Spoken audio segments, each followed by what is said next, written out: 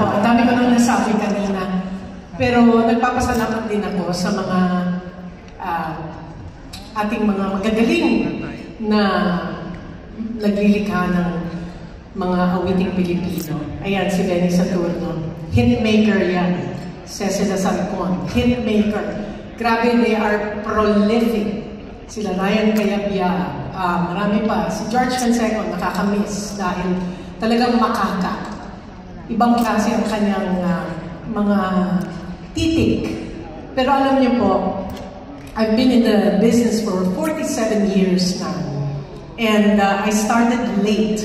It was after nursing school. Nagbanda po ako. Ensalada, tapos music and magic.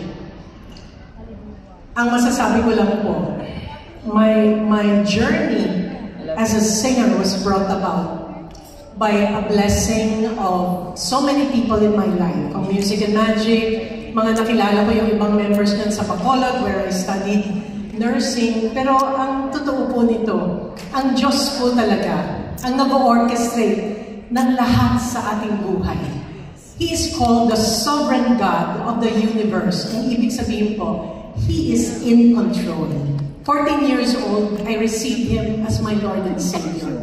Pero hindi ko po tinuloy ang aking pagka-Kristiyano. It was only 26 years ago. Nung nagkaroon po ako ng hindi magandang separation from my husband. Alam niyo po, I was so happy that I went through so much pain, so much betrayal, pero it was a blessing. And that is when I became desperate to have a Savior in my life. Dahil without Jesus, sabi niya, apart from me, you can do nothing. So 26 years of an amazing life with the Lord. Nag-umpisa na po akong nagbasa ng Biblia 26 years ago. Doon ko po natutunan ang napakalalim na pagmamahal sa atin ng ating Amang Panginoon, na kung wala po si Jesus, hindi po tayo magkakaroon ng pag-asang pagpasok sa langit.